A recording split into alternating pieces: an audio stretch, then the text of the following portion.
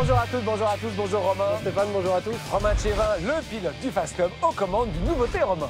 La nouvelle petite SLK. La petite Mercedes SLK, alors celle qu'on a, c'est avec le gros moteur, le V6, 306 chevaux, bien sûr, une AMG va bientôt venir. Romain est perdu avec la boîte, là il se demande, etc.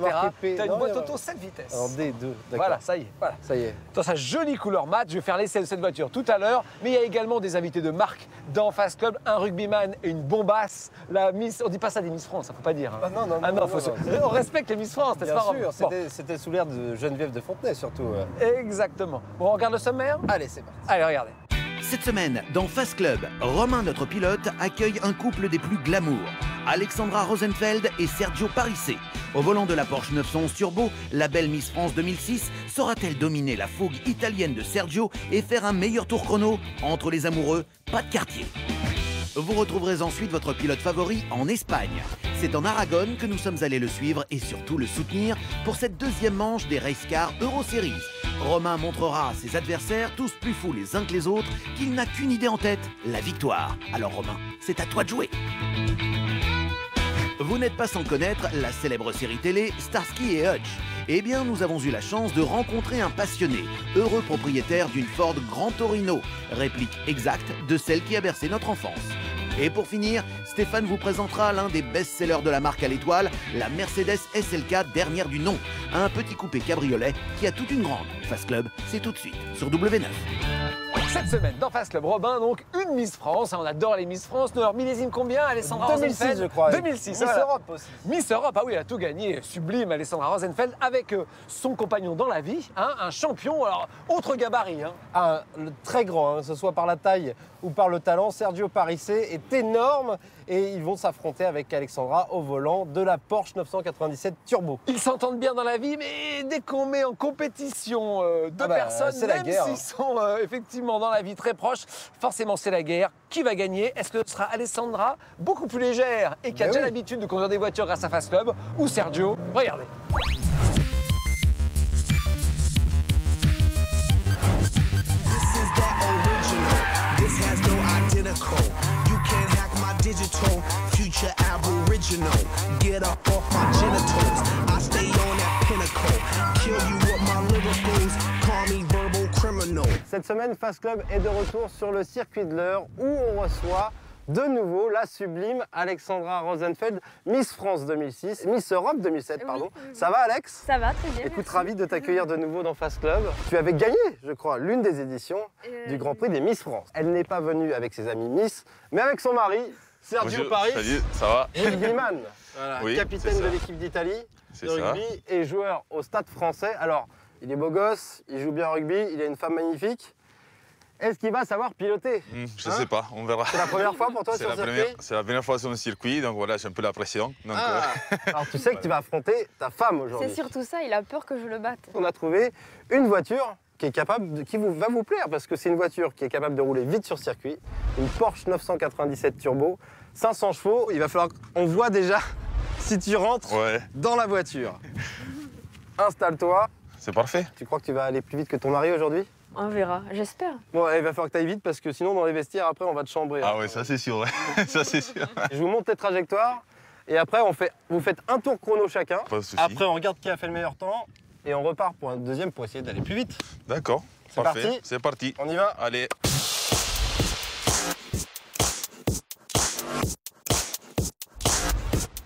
Alex, t'as mis ta ceinture? Oui, c'est bon, je suis attachée. Allez. Parfait. Donc le but c'est d'utiliser toute la largeur de la piste, Oui. ce qu'on n'a pas l'habitude de faire sur la route d'habitude, parce qu'on roule tout le temps à droite, à droite. J'ai tellement l'habitude de rouler sur circuit. Donc il y a des cônes qui sont là pour nous aider au niveau des trajectoires. D'accord. Alors, quoi qu'est-ce qu'il y a? On va trop vite déjà, on est à 50 km/h. Ça promet. Freinage deuxième. Faut freiner fort sur la pédale de frein, on a tendance à freiner doucement au début. Ok. Faut pas hésiter à freiner très fort. D'accord. Ça accélère fort, hein? Ah bah fort freinage. Ça tire fort et ça freine fort, heureusement. Qu'est-ce qu'il y a? Je te vois plus Alexandra, qu'est-ce qui se passe? Ne lui parle pas pendant qu'il conduit. Gros freinage. On vient chercher les points de corde. Toi les cônes, Ouais. il faut essayer d'aller les chercher à chaque D'aller fois les avec la chercher, voiture. T'es pas mieux. Dès que t'accélères un peu fort, t'as vu, il y a l'arrière. Même si c'est une 4 motrices à l'arrière qui quand même glisse un petit peu. Je pense qu'on est en train de perdre Alexandra derrière. On l'a perdu.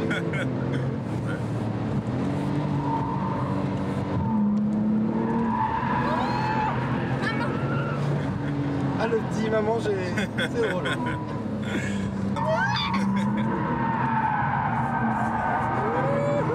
Mentir. T'as compris Alex hein? Là ici on peut accélérer à fond.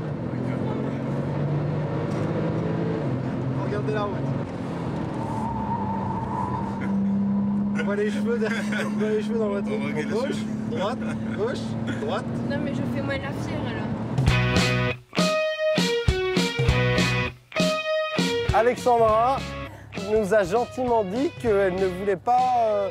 Non, elle voulait prendre de l'air, elle voulait pas monter vraiment quand Sergio pilotait. Je sais pas Je sais pas pourquoi. pourquoi. Mais un dernier petit bisou parce qu'après c'est fini. Hein. Ça va Après, être la c'est guerre. Hein. Après ça va être la guerre. Allez, c'est parti. Sergio, installe-toi, je me mets à Oui. tes côtés. Ça monte la pression. On l'impressionne. Mais non, il est bien là. Premier tour de chauffe et puis après on chronométrera. On sent déjà qu'il va attaquer, hein. Il va attaquer. Je vais attaquer, mais bon, c'est vrai que. Un feu. Après, Non, c'est bien déjà. après c'est vrai que bon, Première c'est la sensation. première fois pour moi. Les bonnes trajectoires. Déjà Ça d'entrée, surpris, il a les bonnes trajectoires. À fond. Oh, il n'hésite pas, il a le pied lourd. Hein. Je peux vous dire que ça accélère fort. Hein. Accélère encore ici, ça passe à fond. Ah, ça Vas-y, passe à fond, hein. ouais, ça passe. Freinage par contre maintenant. Ah, il braque bien fort, par contre faut pas hésiter à braquer. Ouais, faut aller chercher son volant. Ah, il accélère tôt, un peu de sous-virage en sortie, mais ça passe.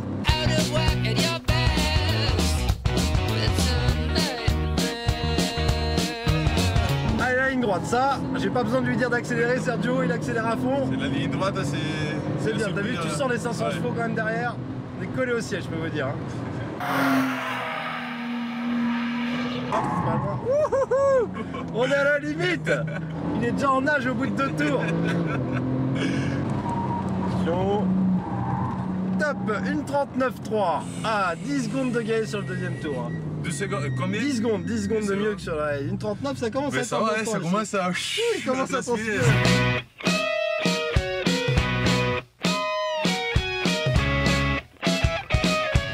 La pression.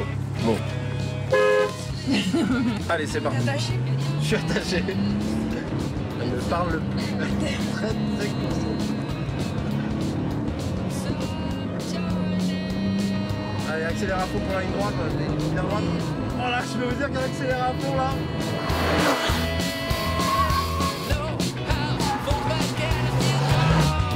Ouh, accélère, attention. Oh là là, on est déjà en travers. Allez, accélère. Encore un petit peu plus ici.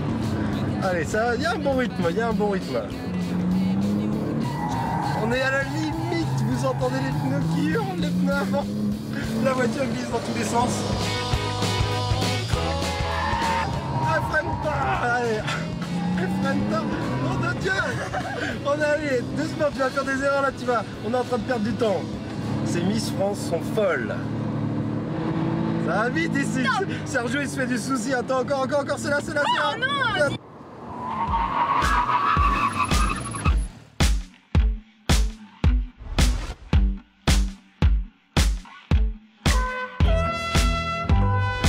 3, 2, 1, c'est parti. Oh, accélération à fond là. Très bon. Ça va vite là dans les rapides. Freine un petit peu ici. Nickel, accélère tout de suite. Voilà, on est en petit survirage. C'est bien, on est un petit peu en avance. Ah. Accélère, allez, accélère encore, voilà. Très bien, là on a un bon rythme. Ça va vite, on est toujours en limite d'adhérence, mais c'est mieux que tout à l'heure. Ah, on est à la limite. Pas d'erreur à la chicane. Nickel. Allez, accélère.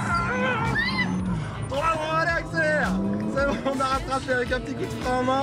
C'était limite. Freine. Top. Ah, il a mis 3 heures à s'arrêter. Trop vite. Bon, il s'est arrêté un petit peu loin Ouais. de la ligne d'arrivée. Donc, Il a triché. on va lui mettre, je sais allez, pas tricher. on va lui mettre une seconde de pénalité pour le freinage tardif. Hein, ça D'accord. va. Mais il était en 1.38.4 quand même contre 1.43.4 d'Alex. Ça y est, t'es célibataire, tu rentres à pied. Tu rentres à pied.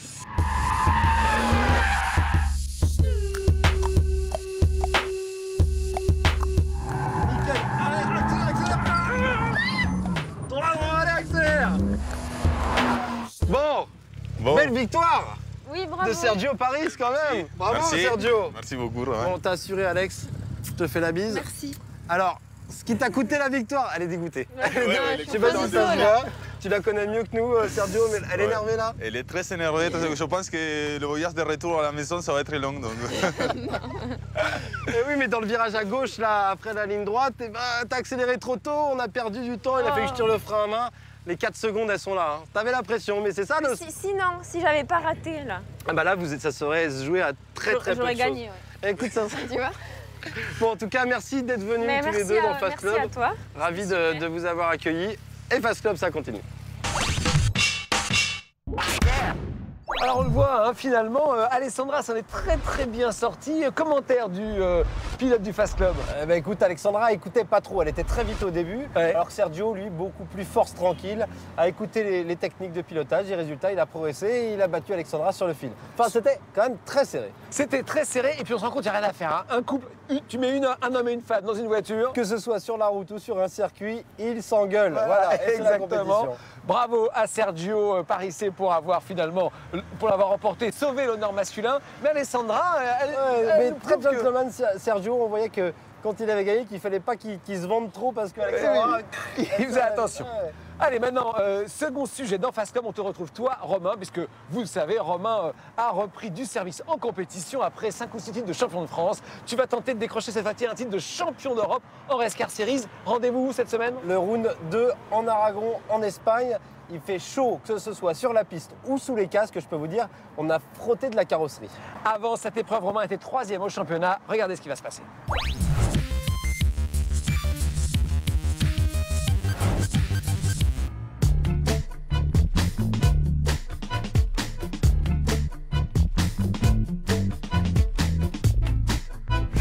Bienvenue à Motorland, on est à environ 200 km à l'ouest de Barcelone, à côté d'Alcaniz, un circuit de 5,3 km magnifique où se déroule la deuxième manche des Race Car Euro Series. La première course, c'était à Nogaro, c'est Lucas Lasserre qui l'a remporté devant Eric Hellary et moi-même. Je finis 3e, premier podium. Il y a du spectacle en perspective sur la piste, je peux vous dire que ça va être chaud.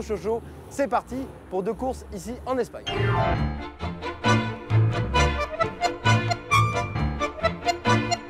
Bon, il est 8h moins 10, on est déjà sur la grille de départ pour les essais qualificatifs avec cette Race Car numéro 99. J'ai les cernes encore, hein. Ils sont barjots de nous faire rouler aussitôt que ça. Les réglages qualifs, c'est parti pour 15 minutes pour déterminer la place sur la grille de départ de la course 1. Le circuit Motorland Aragon est assez technique. Il faut donc tester de nouveaux réglages pour optimiser les performances des race cars. Romain atteint vite les limites de sa voiture. Son meilleur temps le place en 4e position sur la grille de départ de la course. On va être en 4e position là. On a perdu toutes les places dans le dernier tour. Ça s'est vraiment amélioré au fil des tours. On a un petit problème de sous-virage à l'avant quand même qu'on n'avait pas hier en essai libre. Donc il va falloir régler ça pour la course. Ces race cars laissent à penser qu'elles sont conçues assez simplement et que les réglages sont limités. Il n'en est rien, bien au contraire. Pour gagner, le moteur ne suffit pas. Il faut régler l'auto dans ses moindres détails pour l'adapter au mieux à chaque circuit. Ça se joue vraiment à pas grand chose, c'est hyper serré. On est 10 pilotes en 1 seconde sur un circuit qui fait 5 km 3, donc ça fait à peu près 60 mètres sur 5 km 3 de différence entre le premier et le 10e. Donc c'est vraiment rien du tout. Et tout se joue dans les réglages. Là on avait un peu trop de carrossage ce matin, j'avais du sous-virage dans les virages rapides, donc l'avant avait du mal à s'inscrire. Et en milieu, en sortie de virage, l'avant glissait. J'ai pu suivre un pilote qui était un petit peu plus vite que moi ce matin. Donc là on va en enlever. Maintenant on n'a pas beaucoup de temps, on n'a qu'une demi-heure pour faire les réglages. Là je suis en train de régler le carreau parce que monsieur Romain va faire des réglages de dernière minute. Donc on enlève un peu de carrossage. C'est pour jouer sur le frein avant. Voilà c'est ça, c'est pour jouer sur l'angle de la roue au niveau de la verticale par rapport à la verticale. Ça se fait pas la dernière minute, ça. Normalement non, mais bon, on va essayer de tout faire court, ça se passe bien.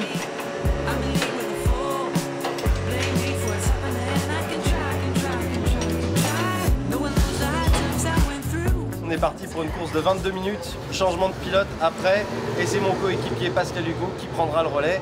La course dure au total 45 minutes et on va essayer d'aller chercher un podium.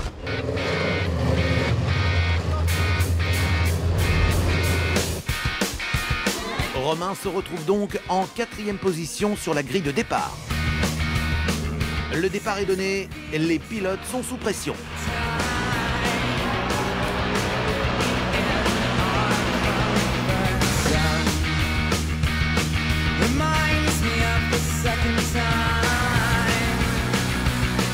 Dès le premier virage, énorme accrochage incroyable. Plusieurs racecars partent en tête à queue, dont le poleman Villarino, numéro 69, poussé par le numéro 27, Iannetta.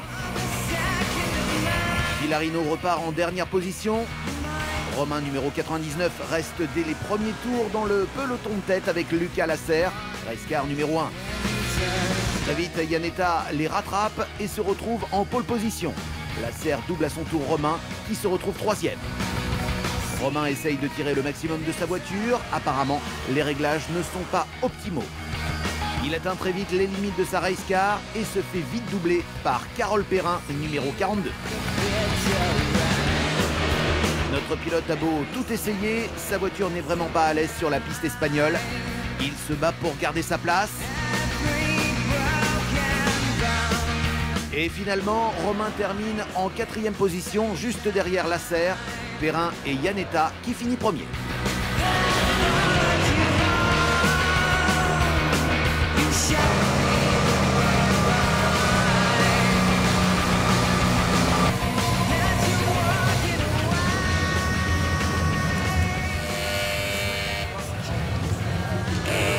Course difficile encore, très chaud. La voiture était encore inconduisible. J'ai pris un bon départ quand même, je me suis retrouvé en tête, mais après, impossible de garder le rythme. Beaucoup de sous-virage encore, ça manque un peu de moteur, il va falloir encore bosser pour la prochaine fois.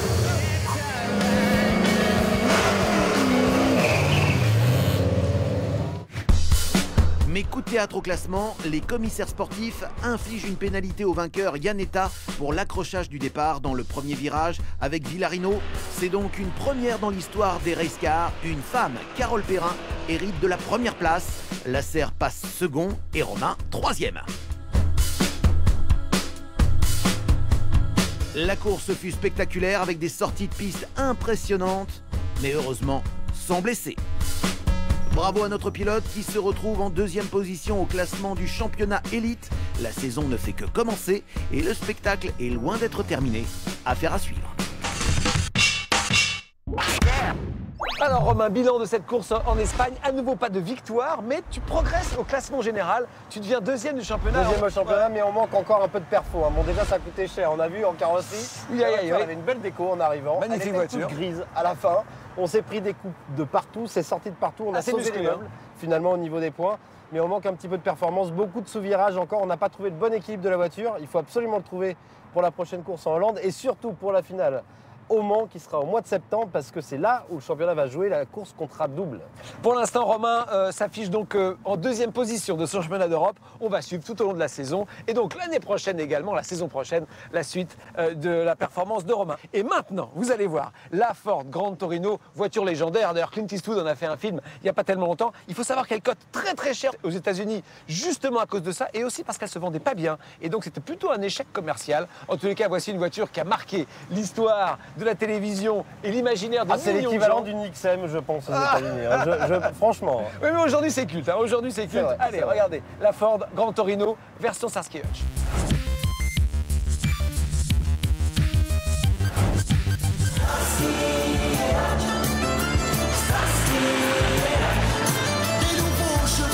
Bonjour, je m'appelle Damien, je suis vendeur de voitures à Cagnes-sur-Mer et aujourd'hui je suis venu vous faire essayer ma nouvelle Ford Gran Torino. Allez, on y va.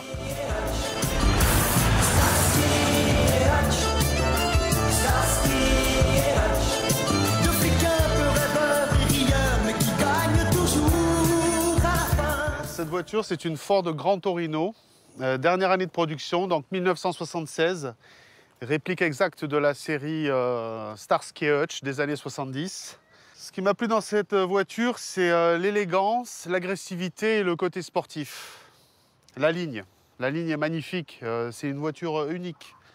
Ce qui me plaît en détail vraiment dans cette voiture, c'est cette calandre typiquement américaine, en V, avec tous ces chromes d'entourage. Les pare-chocs bien costaud. 44 phares, typiquement années 70, c'est une pure merveille. Et la touche finale, le grain de beauté, Gran Torino Sport, juste là. Derrière un capot aussi démesuré, voyons ce qu'il y a à l'intérieur. Oh, un V8 Cleveland 351. Ça fait à peu près 200 chevaux. Et surtout, ça sonne magnifiquement bien, j'imagine. Ah ouais, on essaye? Allez.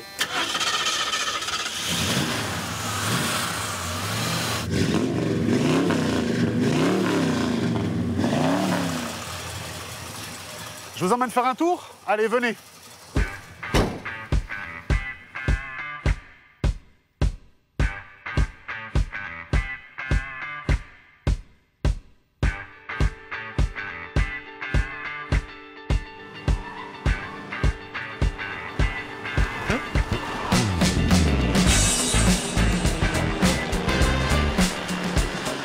Bienvenue dans ma Gran Torino. Je l'ai choisi parce que pour moi c'est une des plus belles du cinéma. S'il y en a encore qui connaissent pas Starsky Hutch, c'était quoi? Une série qui a été diffusée dans les années 80, début des années 80 en France. En France. 92 épisodes avec deux policiers, Starsky, un brun, fils de New York, fils des rues de New York, un petit peu déjanté, un peu plus grande gueule, et Hutch le blond.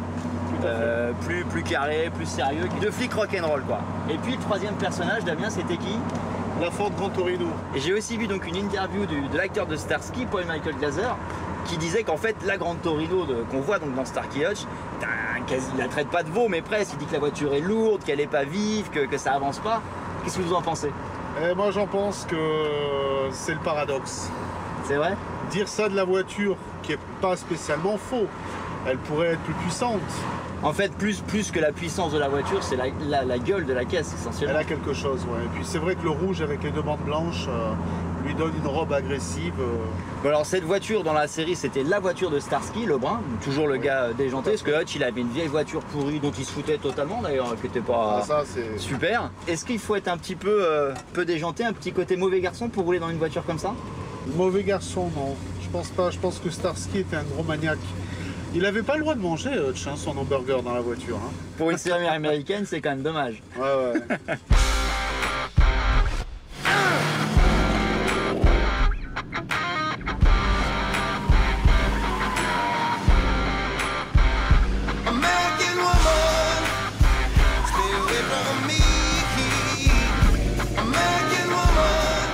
C'était aussi une voiture de policier, donc une voiture aussi d'interception. Est-ce qu'aujourd'hui, une voiture comme ça est capable d'intercepter quelqu'un? En termes de performance, je parle. Oui, vu quand même 200 chevaux, c'est pas mal. Mais après, elle est quand même grande. En France, c'est un peu démesuré. Elle est donnée pour combien? 5,30 m et quelques? 5,30 m, oui. Ouais, 5,30 m et en largeur 2 mètres, pas loin de 2,10 m, je crois. Ouais. Comment réagissent les gens quand ils vous croisent avec cette voiture? L'étonnement, suivi d'un immense sourire. Et alors, qu'est-ce que vous entendez au feu rouge quand vous arrêtez? Starsky et Hutch. Starsky et Hutch. Ah non, c'est pas Starky, c'est Starsky. Starsky, ah pardon monsieur, Starsky. 2 S. Ouais, 2 S, très important, attention, rigole pas. Ah ouais, on va pas faire cet affront à Paul. Ah bah non quand même. C'est vraiment superbe, hein. Starsky et Hutch, en direct. Sur la Côte d'Azur, on n'est pas à Los Angeles, mais on n'est pas loin. Hein. Alors qu'est-ce qu'on fait? On vous intercepte ou pas alors? Allez, oui. Allez, on y va, allez-y. Allez, c'est bon. Vite, il faut les rattraper. Alors, juste pour info, un petit joujou comme ça, vous êtes offert votre rêve de gosse. Combien on estime aujourd'hui une Starsky Hutch dans l'état, dans cet état-là? Alors, je pense qu'une des 1000 produites par Ford, c'est hors de prix si on en trouve une. Je dis bien si on en trouve une. Sachant effectivement que Ford, face au succès qu'avait eu la voiture dans la série, avait produit 1000 exemplaires série limitée, Starsky Hutch, la même, donc rouge avec bande blanche. Starsky, pardon, excuse-moi. Après, une réplique, les répliques, ça peut varier entre 15 000, mais bon, avec beaucoup de travaux. Oui. Jusqu'à 25 000 euros dans un bon état et après au-delà dans un super état. D'autant plus que vraiment il n'y en a plus beaucoup. Bon allez, on est dans une voiture d'interception, on met le gyrophare sur le toit. C'est parti. Première et gaz à fond. En douceur, c'est parti, allez. À fond, à fond, à fond, à fond. Starsky et Hutch. Bon, il y a du bruit, ça avance quand même. Ça va. C'est pas faramineux. Il n'y a pas eu de nuage de fumée derrière non plus, donc je sais pas comment il était dans la série, mais... Il est là-bas, notre fugitif, il faut le rattraper, vite. Fonce, fonce. Allez, au revoir.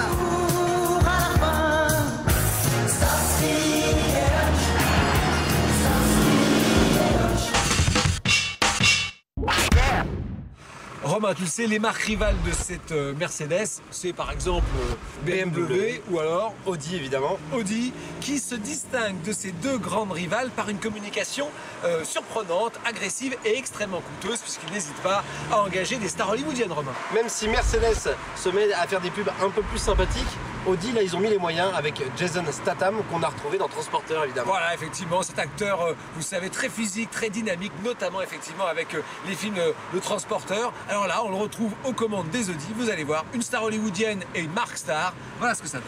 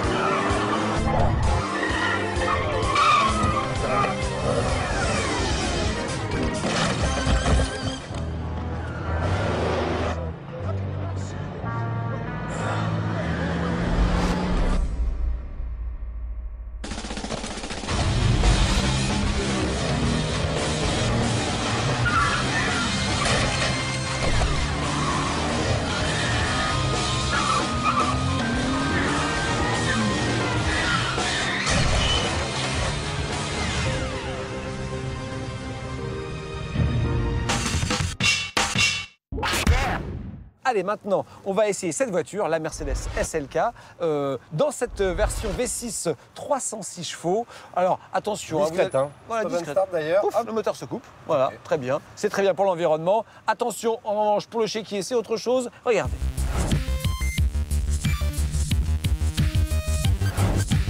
Cette semaine dans Fast Club, le tout nouveau Mercedes SLK, une série limitée pour commencer, édition 1, c'est marqué dessus, reconnaissable notamment à sa peinture mat. On va faire le tour, vous allez voir esthétiquement, c'est très intéressant.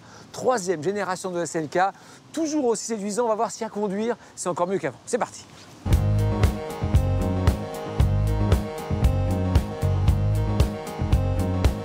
Mercedes a été le premier grand constructeur à proposer dans son catalogue des peintures mates. Alors c'est pas un film hein, comme les mauvais tuneurs, hein, c'est une vraie peinture mate d'origine. Alors généralement les clients n'achètent pas trop. Sur le SLS, la très grosse voiture avec les porte-papillons, là en revanche c'est très souvent commandé comme ça, mais on l'a aussi sur le Classe S, sur le CLS et donc sur cette SLK, regardez, ça lui va plutôt bien. Un bleu assez indéfinissable, c'est l'une des signatures de cette voiture, mais il y en a d'autres. On va voir notamment le regard.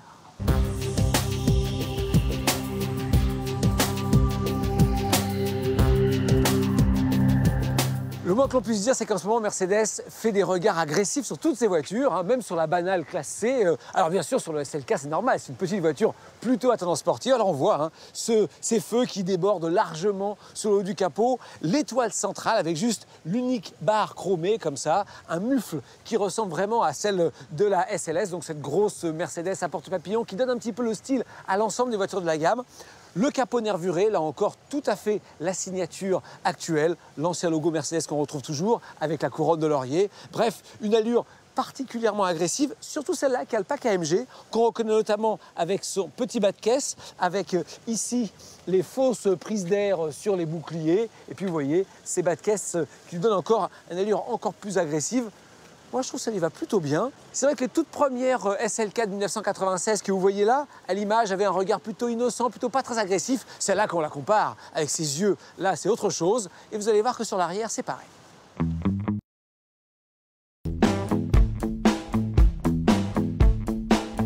C'est peut-être la partie arrière qui a le moins changé. Malgré tout, quelques détails. Des feux un peu plus enveloppants. Un coffre qui fait un petit peu office comme ça de béquet arrière, très légèrement, on le voit là comme ça, hein, comme vous voyez, regardez, très légèrement. intégré, discret, et puis comme toujours, hein, c'est bouclier avec des nervures. Ça, c'est un petit peu pour éviter le côté imposant de l'arrière. Le moins que l'on puisse dire, cette voiture est réussie sur le plan esthétique. Elle reste petite, compacte à l'intérieur.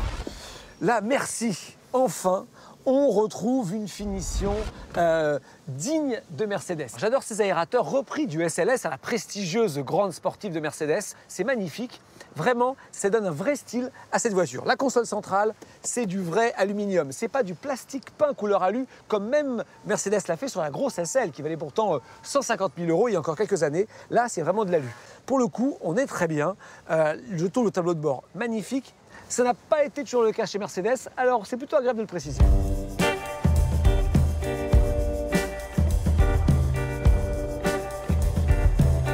Avant de prendre la route, parlons moteur. Alors il y a 2 4 cylindres relativement puissants et puis un 6 cylindres de 306 chevaux, tiens, exactement comme sur la BMW Z4, sa rivale. Le problème, cette voiture, écoutez bien. Incroyable. C'est un moteur essence, mais le système d'injection directe d'essence fait qu'on dirait un moteur diesel. Alors heureusement, dès qu'on roule, ce bruit s'évanouit. Enfin, c'est quand même dommage d'avoir le bruit d'un diesel. Alors rassurez-vous, il n'y a pas les vibrations d'un diesel. Le moteur est d'une douceur et d'une onctuosité de moteur essence, mais ça claque quand même. C'est quand même dommage. Allez, on prend la route.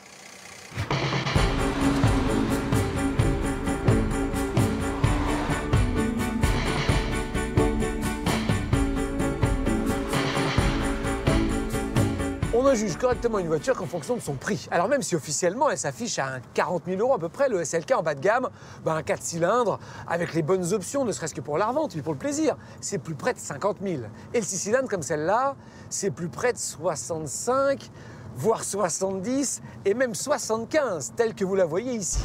Ça fait quand même réfléchir. Alors déjà on y pense, et vous allez voir, on va être un peu plus dur.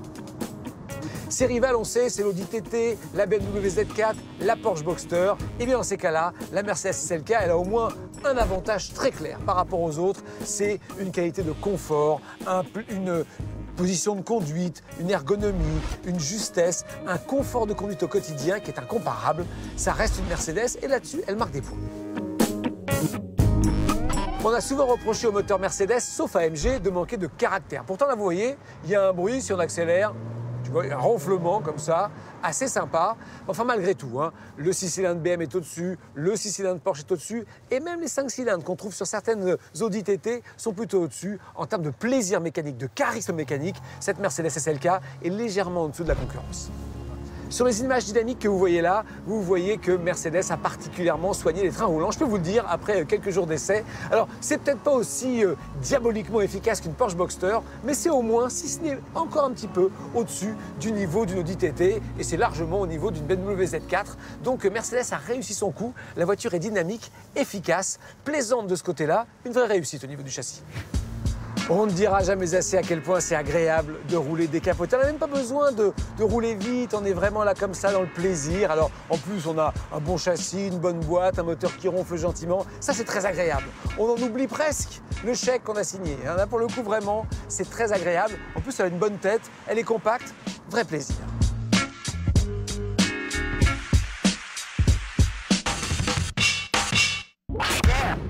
Assis à côté de moi, j'ai un grand pilote, Romain Thiévin. Mais en ce moment, il y a au cinéma et très bientôt en DVD un documentaire sur un pilote exceptionnel. Romain, j'espère que tu vas pas être jaloux, c'est Ayrton Senna. Tu reconnais qu'il est quand même... Bien évidemment. Voilà, à un niveau légendaire, l'un des plus grands pilotes de tous les temps. Avec un documentaire qui est sorti en ce moment avec des images exceptionnelles, certaines sont inédites. Un documentaire fabuleux dont voici quelques extraits. Regardez, peut-être l'un des 5 plus grands pilotes de tous les temps. Regardez.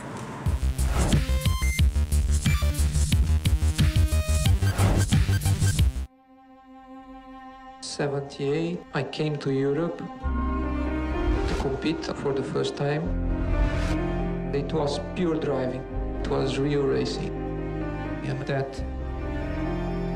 that makes me happy. Oh my goodness, this is fantastic! I think we are watching the arrival of Ayrton Senna, a truly staggering talent. Ayrton Senna,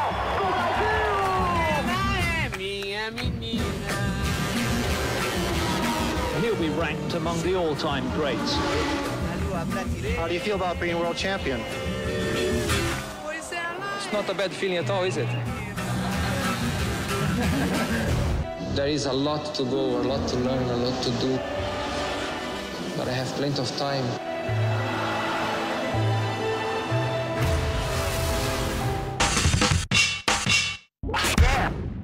Rappel important, Romain, si vous voulez revoir Fast Club. w9replay.fr pour retrouver l'émission 24h/24.